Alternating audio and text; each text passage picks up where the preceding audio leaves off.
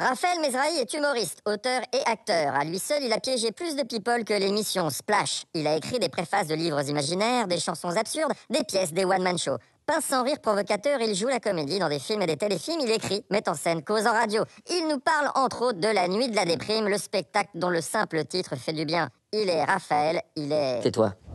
Bonjour Raphaël.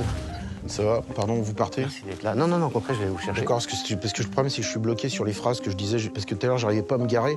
Et j'arrêtais pas de dire aux gens, pardon, vous partez? Il me dit non, je viens d'arriver, donc c'est un truc un peu chiant. Enfin, ça m'obsède, quoi. C'est bon, vous êtes garé, tout va bien. Ah, je suis garé, oui. Sauf une fois, j'ai dit à un mec, vous partez, et il partait, quoi. Et c'est bon, vous avez Et là, j'ai pu me garer, là, c'est bien. Là, j'ai pu resynchroniser grâce à vous. Ouais. Ah, c'est chouette, je suis content. Ouais. En tout cas, merci d'être là. Non, mais je t'en prie, je vous en prie. Je voulais juste te prévenir un truc un peu bizarre, parce que normalement, c'est Verdun qui prend l'émission. Je sais pas si tu as pu voir. Non, je m'en fous un peu. Tiens, écoute, alors j'ai préparé des chansons, là, que je trouve ça très, très chiant comme chanson. D'accord. Bien au contraire, c'est une chanson très triste, un ami. Ok. C'est fou comme un portable peut s'avérer cruel. Numéro par cœur. Ah oui, pardon, c'était mon portable, excuse-moi. Puisqu'on était en train d'écouter une chanson. Voilà. Bah salut, alors, t'as eu raison de le prendre. Alors. Et là, c'est licorne, c'est une licorne. Ah, bonjour madame. Voilà. Ça pose pas de problème pour l'interview d'être... Ah, moi, je suis plutôt pour. Moi, s'il pouvait y avoir que des gens comme ça, c'est toujours mieux que tous les cons qu'il y a à la télé. Bah allons-y du coup. Allez, on se met en place, s'il vous plaît. On essaye de... Ah bah d'accord. faire l'interview, on prolonge. Ah bah d'accord, on prolonge, d'accord, ok. Mais Voilà, faut juste suivre la licorne. D'accord.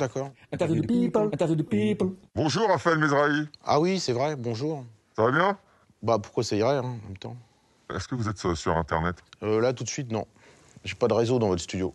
Est-ce que sinon, le reste du temps, vous êtes un peu connecté au monde? J'ai un peu Twitter, j'y vais de temps en temps. Facebook un peu? Ah non, je suis pas une femme.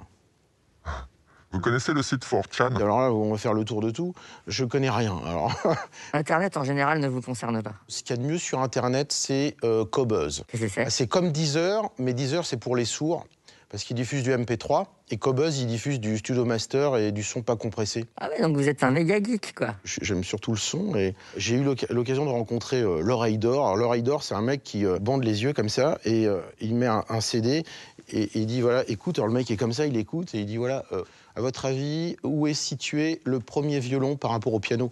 Et il dit 6,24 m, l'autre il dit 7,32 m. Il dit, oh putain, merde.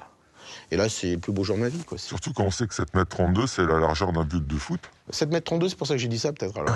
Parce que vous supportez l'équipe de Troyes. C'est supporter, c'est ça le mot exactement. Parce qu'il y en a qui soutiennent des clubs, moi je supporte. D'accord. Voilà. Qu'est-ce que ça vous fait, le steak de cheval dans les surgelés? Moi, je suis végétarien. Ma maison s'appelle Jean-Cul les Chasseurs. Je déteste les corridas. On peut manger de la viande, voilà, mais respectons l'animal, quoi. Le traitons pas comme une merde, quoi. C'est le côté odieux de la chose qui est abjecte. Bon, c'est quoi cette nuit de la déprime, là? C'est demain, le 18 février, le jour de la Sainte-Bernadette sous Birou. Mais le truc, c'est que c'est archi complet depuis 3 semaines, alors que les gens sont inconscients, parce que c'est une soirée triste et chiante.